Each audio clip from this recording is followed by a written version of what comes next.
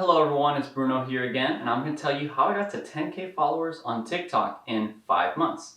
Let's get to it. So I'm sure by now in the year 2021, there's hella people on TikTok.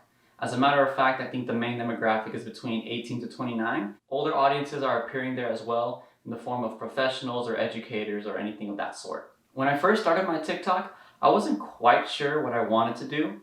I figured it had to do something with veganism because I was always really striving through my content personally to do some sort of vegan activist work. And I figured TikTok could be that platform that could help me spread that message more. So if you look at the beginning of the page, it's kind of scattered a little bit and doesn't have as much direction. But as I got more confident in what I wanted to do with the page, you start to see that the vegan content takes a priority. And I would say that's the first step, is to be able to choose your niche, what your content's going to be about, and then be consistent on it. Because when people know what to expect from your content, it becomes a lot easier to follow you. Because if you're just posting a bunch of random stuff, you don't really have a specialty or a particular area that you specialize in that makes you separate from the competition. Of course, this rule could be disregarded if you're someone who has built a brand for themselves and has like some sort of notoriety. Because when you're a famous person and you have some following already, people are more open to just following you do just about anything, to be honest.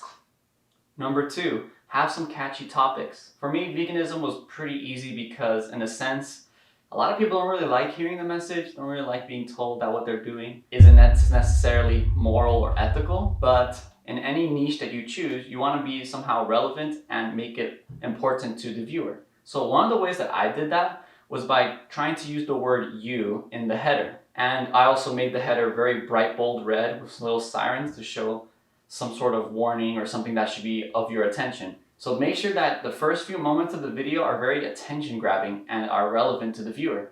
And the spicier you make that content, the better. This is not to say you have to do controversial content on TikTok to get viral, although unfortunately viral content tends to lean that way. It's just that people are scrolling on a feed where they only have a short limited amount of attention per post, so that you really need to have something that catches them within those first few seconds. Whether it be the header, the catchy subject, and also using the word "you" as many times as possible, whether it's verbally spoken or whether it's written into the header. That was kind of like a bunch in one tip, but I'll go on to number 3, which is don't be afraid to repurpose content. When I first started the TikTok page, I was sort of being my own actor in a sense, and there's nothing wrong with that, and I thoroughly enjoyed it. In fact, one of my first viral videos that got 8K overnight was just me speaking about colorectal cancer and its relation to meat. However, I will say that my page substantially grew when I started repurposing my favorite activist content. And the reason is because they already said it so eloquently, I felt like I couldn't really explain it better. Sometimes I could, and I will randomly still have my own personal voice to these subjects, but I just knew that there was some videos that I wanted to have that were just only on YouTube, and they weren't on TikTok yet. And of course, with permission, you can repurpose some of those as long as you're at least referencing them or, doing it appropriately.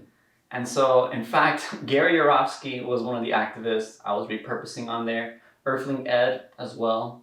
And I was going to do some Joey Carpstrong, but I have to reach out to him and make sure everything's okay. But yeah, man, don't be afraid of repurposing content. In fact, one of the most common things I see on my For You page is motivational content.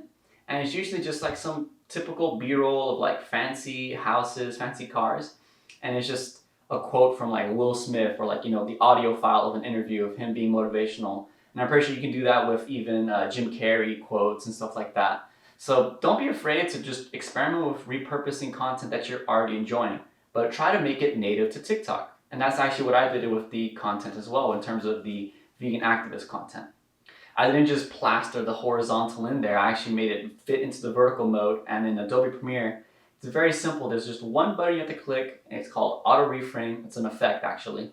And when you apply that effect to the film, it actually fills it to the screen. And I made sure that my canvas was to the TikTok dimensions. And so it was nice to be able to at least provide the TikTok format for those videos that normally are in YouTube horizontal. In any case, number 4 is I posted 2 to 4 times a day. In a specific day, I would try to edit as many of these videos as possible. It was pretty simple on Adobe Premiere, like I said. And I would just try to condense them at least within 59 seconds. Preferably shorter, we'll get into that later. But once I had those, I would batch make 5 to 6 a day. And I would post one from each activist. So I had one for Gary, one for Earthling Ed, one for Cowspiracy, and one for Seaspiracy. So I was posting 4 times a day.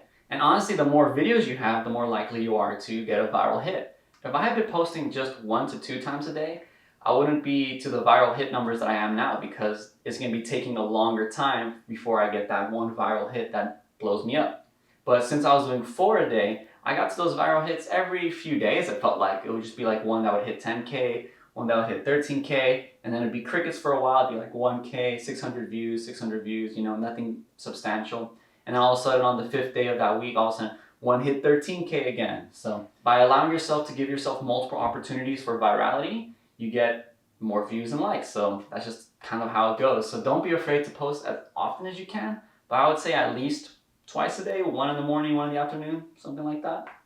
All right, on to number 5, which is post shorter videos. The shorter a video is, the easier it is to get a view on it, in a sense, right? For every 60-second video you post, that's 4 views of a 15-second video. So if you can somehow sum up your video into a shorter time frame, much better, because then it's a lot easier to get more views in a shorter amount of time.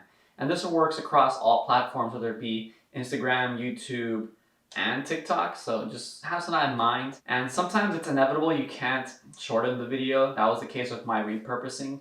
So just do what you can, but that's just something to know. Number 6, reply to all the comments.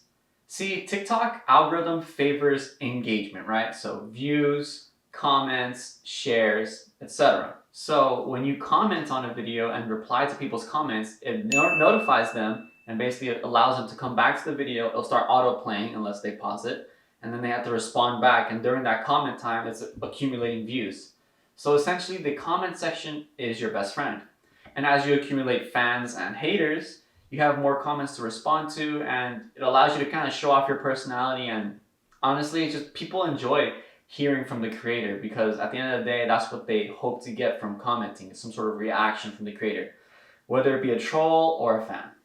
And number 7, just repeat the process. Feel free to always tweak your content to whatever niche you're doing, depending on how the audience reacts, depending on how it makes you feel. Because sometimes you're making something, you don't enjoy it. And if you don't enjoy it, I don't think it's worth going viral over it. I mean, everyone can assess that for themselves, but that's just my 2 cents. But yeah, just keep these things in mind when you're making a TikTok. You definitely want to make it about the audience as much as possible. Keep it short, keep it entertaining, educational, whatever, and make it a hot button topic. It doesn't have to be controversial, but at least make it interesting to the consumer.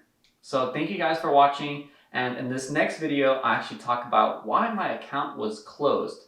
And don't forget to like, follow, comment on here on YouTube. I'm gonna be sharing more of my journey as it pertains to not just content creation, but real estate and piano playing, maybe some singing, who knows, I'm a weird little dude.